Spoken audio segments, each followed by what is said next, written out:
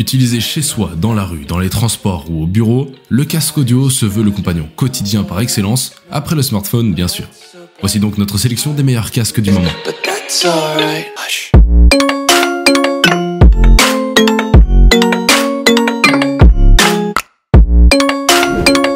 Anker Soundcore Life Q30.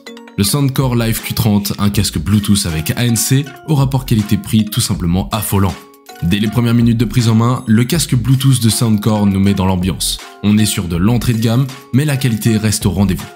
Le Soundcore Life Q30 m'a largement convaincu par la qualité de son rendu sonore. Vigoureux mais relativement bien maîtrisé, ce casque Bluetooth chinois propose un bon niveau de détail, du moins pour un modèle Bluetooth. Il écrase sans souci la concurrence directe et va boxer au même niveau que certains modèles à plus de 150 €. Il n'y a que sur la scène sonore qu'il déçoit un peu.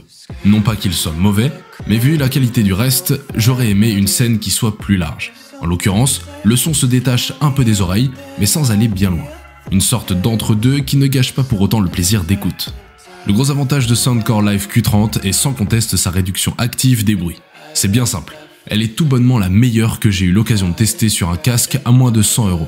Pour te dire, elle surpasse même ce qu'on a sur le Skullcandy Crusher ANC ou le Real Blue NC.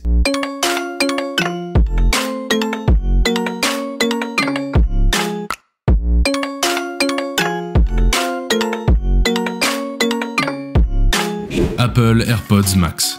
Après les écouteurs trop wireless, Apple se lance sur le marché des casques sans fil avec l'AirPods Max. Pari réussi ? Bah ouais. Apple n'est jamais loin lorsqu'il est question de musique. Après iTunes, l'iPod, le HomePod ou encore les AirPods, la marque à la pomme se lance sur le marché des casques Bluetooth avec l'AirPod Max. Proposé à un prix non négligeable de 475 €, il arrive avec son lot de promesses. Le premier point justifiant, tout du moins en partie, le prix de l'AirPod Max est son design et plus particulièrement le choix des matériaux utilisés. Alors que bon nombre de casques nomades sont construits essentiellement en plastique afin de réduire leur poids, l'AirPod Max arbore une belle robe métallisée. Par rapport au plastique, l'aluminium est plus beau et donne une impression bien plus premium, mais il présente également quelques inconvénients qu'il est impossible de ne pas relever. Tout d'abord, la résistance aux rayures. Si vous portez des bagues, il faudra faire davantage attention pour éviter de la marquer trop rapidement. Outre le poids déjà évoqué, le confort d'utilisation de l'AirPod Max a réellement été pensé pour des écoutes longue durée. Les coussinets en mousse à mémoire de forme englobent parfaitement l'oreille et viennent se poser sur le crâne avec douceur. Même avec des lunettes ou des piercings au niveau de l'hélix, aucune douleur n'apparaît lors des longues écoutes. Bose Noise Cancelling 700. Considérez-le vraiment comme un nouveau casque, tant à l'extérieur qu'à l'intérieur, avec de nouveaux haut-parleurs et un total de 8 microphones pour les appels, l'assistant personnel et activer la réduction du bruit. L'un des changements externes les plus importants concerne l'arceau. Le Quiet Conform 35.2 est doté d'un arceau en résine tandis que celui du 700 est en une seule pièce d'inox qui semble un peu plus robuste, mais qui s'avère aussi plus fin et moins confortable.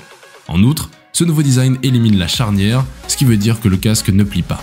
Le Bose Headphone 700 n'est pas révolutionnaire, mais il offre tout de même une réduction de bruit légèrement supérieure au QC35.2, ainsi qu'une excellente qualité durant les appels. Toutefois, cela s'est fait au détriment du confort et de l'encombrement, tandis que l'autonomie ne progresse pas. Sennheiser HD 450 BT. Il est de ces produits dont la nomenclature est une véritable énigme. En soi, l'appellation du HD 4.50 BTNC, sorti en 2017 par Sennheiser, n'était déjà pas d'une limpidité absolue. Celle de son successeur n'arrange rien et se permet en plus de défier toute logique. C'est donc la simple disparition d'un point qui devra nous permettre de différencier les deux générations et de ne pas confondre l'aîné avec le nouveau arrivé, le HD 450 BT.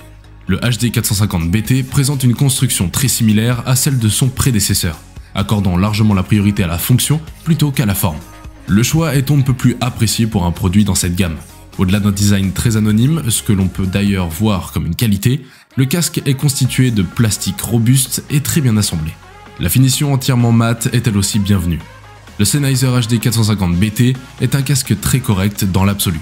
On ne peut toutefois qu'être déçu de constater que sur le plan sonore, par rapport à son prédécesseur le HD 4.50 BTNC, il fait un pas en avant, meilleur contrôle de la distorsion, autant qu'un autre en arrière, manque d'équilibre, surtout quand la réduction de bruit est activée. Tant que ce dernier sera disponible dans le commerce, nous conseillons donc de se tourner plutôt vers lui.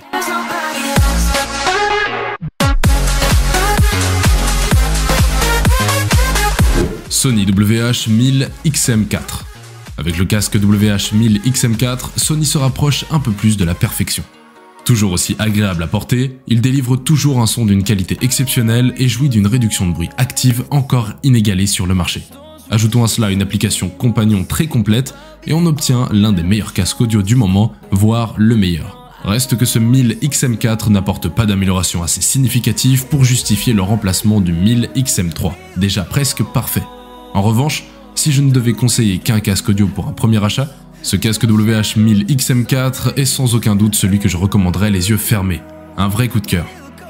On est arrivé à la fin de cette vidéo, n'hésitez pas à la liker et de me dire en commentaire lequel tu as choisi. A bientôt.